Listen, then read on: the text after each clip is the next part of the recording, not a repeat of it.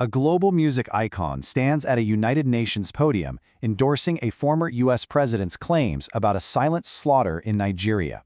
This is not a headline from a satirical news site. It is a real event with serious geopolitical implications. Welcome to Africa Watch 360. Calm, clear, and focused news you can trust. We look deeper so you understand better.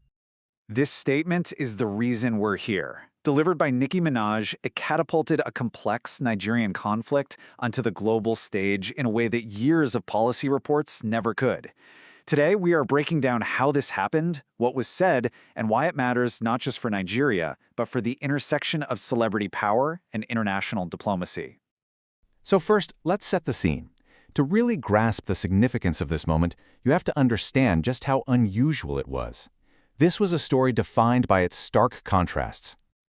On one hand, you have Nicki Minaj, an artist whose influence is measured in millions of followers and chart-topping hits. On the other, the United Nations, a forum for sober, often slow-moving international debate. When these two worlds collide, it forces everyone to pay attention. The event itself was a panel on religious persecution, hosted by the U.S. mission to the UN, making her presence even more striking.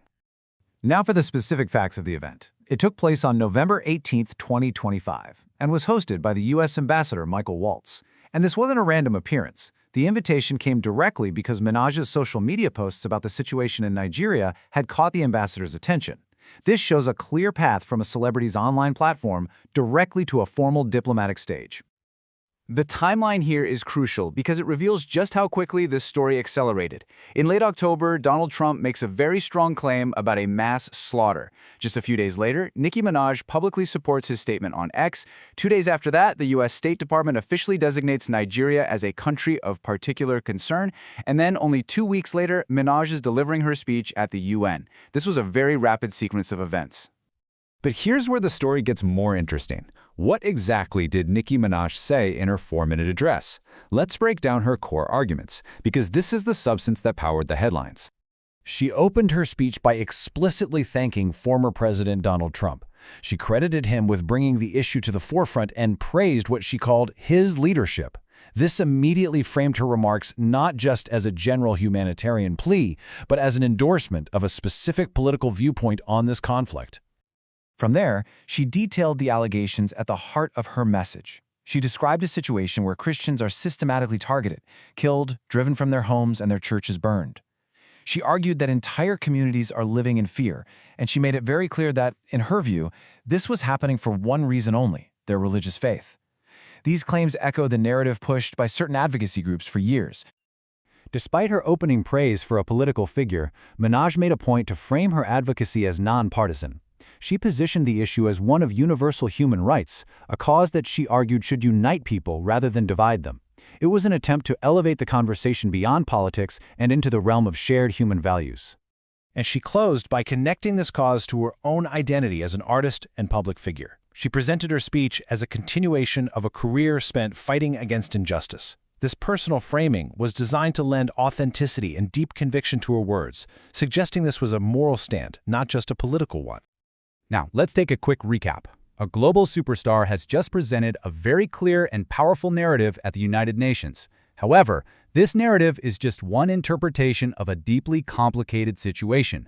To understand the full picture, we have to look at the counter-narrative. This is the part most people miss. There are two fundamentally different explanations for the violence. The targeted persecution narrative, promoted by advocacy groups, claims a systematic genocide is underway against Christians. They point to attacks by militants like Boko Haram as proof. On the other side, the complex conflict narrative, held by the Nigerian government and many conflict analysts, argues the violence is far more complicated. They say it's driven by issues like corruption, resource scarcity, and a breakdown of law and order. And they present data showing that in many northern regions, Muslims are actually the majority of victims. The religious demographics of Nigeria provide essential context here. The country is almost evenly divided, with a Muslim majority north and a Christian majority south.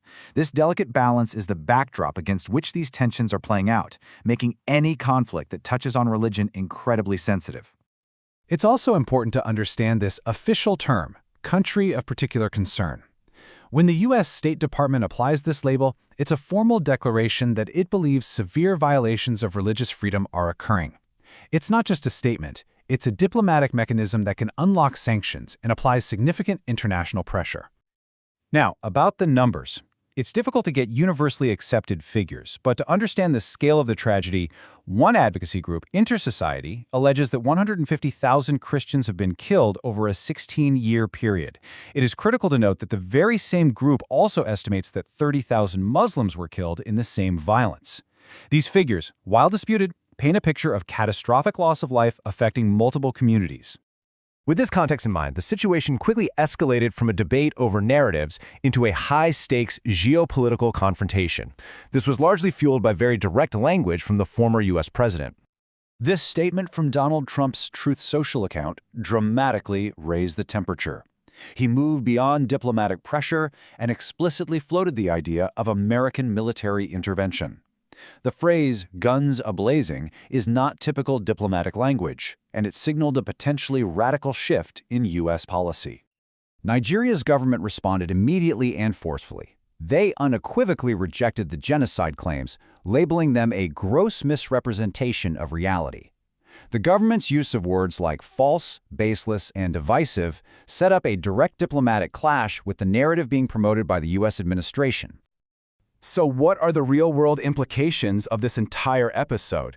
This is more than just a political disagreement or a celebrity headline. It has tangible consequences.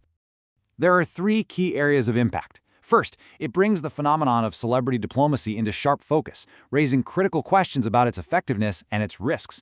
Second, it creates serious diplomatic tension between the United States and Nigeria, Africa's largest economy and most populous country.